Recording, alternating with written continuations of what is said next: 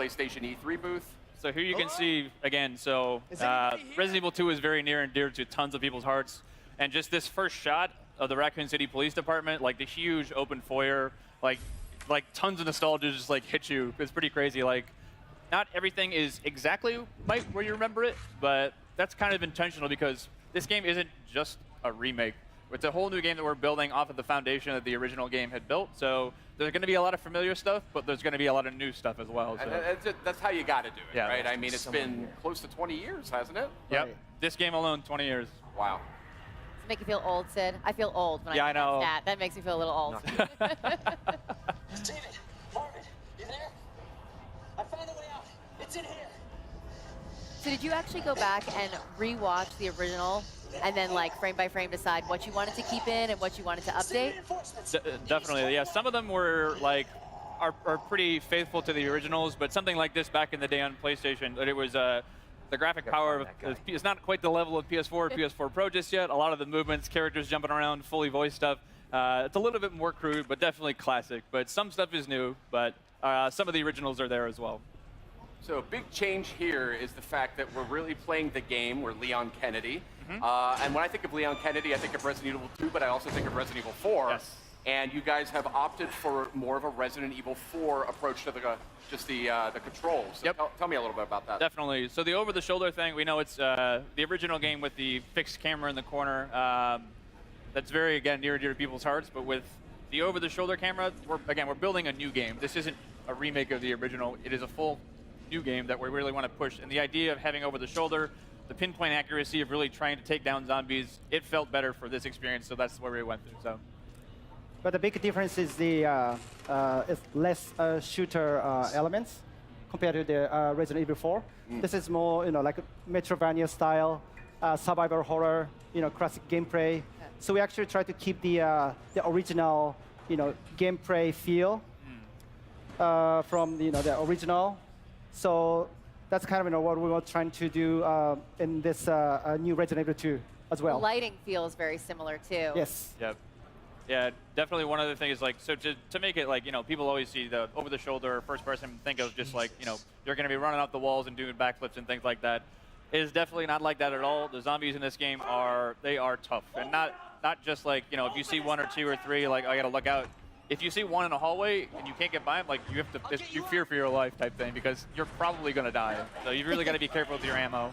And to confirm, these are zombies a la Resident Evil 2, not Las Plagas. So these are your T-virus zombies. Right.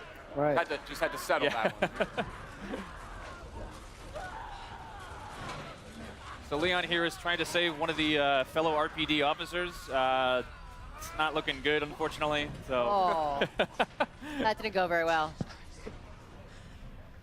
Now, we know there's going to be some familiar faces in this as well. Some characters that we've seen in other games. We saw that in the showcase asset just last night. But tell me a little bit about the approach to that. Definitely. So we've got, of course, like, not only do we have Leon has his own campaign, we also wanted to bring back Claire Redfield. So she's not playable in this demo, but she, as well, is going to get her full playable campaign, too. Awesome. So, the rest of the characters are kind of, we haven't really confirmed too much yet, so I advise you to go back and watch the trailer. You can kind of make some good guesses, I think, based on those, but we'll leave it to your imagination. Awesome. This is cool here. This is super tense. So we're getting into here. So every time a zombie bites you, you really feel like you get that over-the-shoulder perspective really helps because you get to see the zombies. You really feel them kind of like bite into your neck just like that. Yeah. It kind of disorients you, too, when you get that, so you're spun around. It creates sort of a real sense of like, oh, crap, what's going on? A zombie is actually attacking me. And this is all running in the engine of Resident Evil 7, right? It is. This is actually the RE engine. So the same game that powered RE7 is actually going to be running this game too as well. H, are you okay? You going to do this? Yeah. It's very terrible. So again, like they are no joke. Like you get bit once or twice and it's almost done. So. Oh, really? Okay. Yeah. Look at this, restroom. We added the restroom.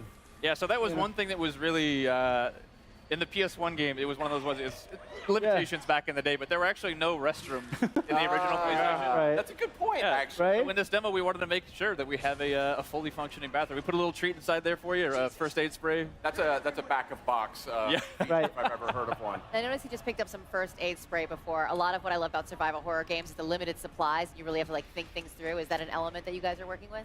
Yeah, those are sort of like the emergency last minute things. But again, like it is really survival horror to its fullest. Like you're gonna need to conserve those. As you can see in his inventory there, he only had a handful of bullets. So if you run out of bullets, there's no like. We did add certain things like, you know, if you find a la RE7 some gunpowder and some other resources, you can make more. But if you're out, you're pretty much going to be out. So really wanted to drive home the survival aspect of this game. Is there a knife? Is that included? There is. So a little bit later, if we get far enough, we will show you the knife. It Okay. functions a way similar to when we did the original Resident Evil 1 remake. So instead of just being something that you use and you can slash it to keep guys at bay, but these guys are ironclad, and that's generally probably not the best idea. Yeah. If you do get grappled, you get the chance to use it as sort of an emergency weapon to get rid of that zombie and Got get it. him off you. Cool. But if it's still, it does have a little bit of durability as well. So Got it. if it's still durable enough, you can actually pick the knife up off the zombies that you just killed, get a little bit more out of it too. So Interesting. What other sort of mechanical tweaks and changes are you guys implementing here that longtime fans might notice? definitely, Kana-san, you want to take this one? Well, yes, the gameplay mechanics. So since we actually feature now over the shoulder camera view, so the we actually trying to put like more kind of like intense combat feel against the zombies. So and also the way like Leon is actually shooting is the kind of like more like natural. Feel more close to the like Resident Evil 7 kind of combat style. Yeah. There is some stuff a little bit later in the demo too, where it wasn't present in the original game, where it's a little bit, it kind of, again, pushing that survival aspect of the game. You can find like wooden boards to board up windows, Oh, to choose cool. whether you want to board up that one, if that zombie is a really problem for you.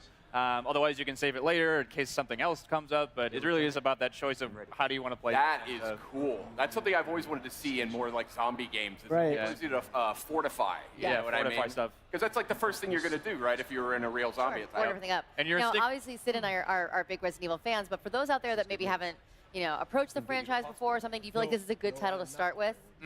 Definitely. I mean, this is almost the like Resident Evil 2 is obviously the second game in the franchise, but really is sort of the genesis of where a lot of the groundswell around the brand came up. So again, if you haven't played this title before, the story is about Raccoon City is a Midwestern town. A mysterious outbreak hits. Zombies are everywhere. It's Leon, the guy with the RPG vest on here. It's his first day on the job as a cop, and he's basically coming to work, and what happened? There's zombies everywhere. He's finding his comrades are basically going through hell. And Claire Redfield, who is the other character in the game, she's a college student. She's looking for her brother Chris, who works in the special forces.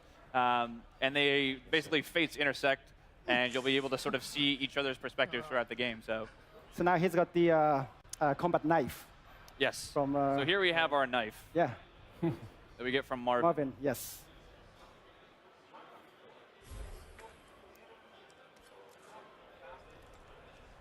There you go, kind of like the classic slash. Using the knife always reminds me of back in the day. It's like you get a couple rounds inside the zombie, and then like just to make sure, get a couple slashes on the ground. Because half the time they'll come up and just like grab you as you walk by. This is not how I imagined it. So again, a lot of these rooms, especially this one too, it's like that door necessarily wasn't there in the first game or the original RE2, but this room is super iconic for a lot of reasons, but it's not quite the same as you might remember it too. If you turn this corner in the original game, you might have remembered something crawling by that window. It's not there anymore, but it takes a lot different forms later. So again, we want to keep people on their toes. They expected that there, but we're going to move it because we don't want you to know everything that's Yeah, going to you come can't up. have the dogs jumping out of the same window, Yeah. right? RE's all about jump scares and getting Right. people off their seats. So like, Yeah. if they know everything that's coming, that's no fun. Now, I don't want you to spoil anything here, but I've played Resident Evil 2 quite a few times. Is there the same general sort of arc to the experience, or? There is. So I'd say that the story on the whole, here's a great shot of Oh, wow. Oh, the man. RE Engine's proudest work here. It's pretty nasty.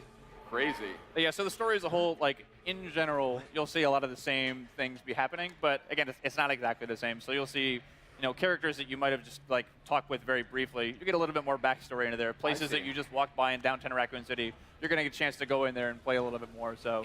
And you had mentioned Claire will be a playable character. Will that sort of crossover, they had the ability to sort of interact with each other's storyline a little bit in the original game. Right, from time to time. So it's going to be slightly different because back in the day it was we call it a zapping system. You could play A and B scenarios, but we wanted to have each character have their own separate campaign. They certainly will be crossing over, but it's going to be updated, modified for this new version of the game too. So awesome.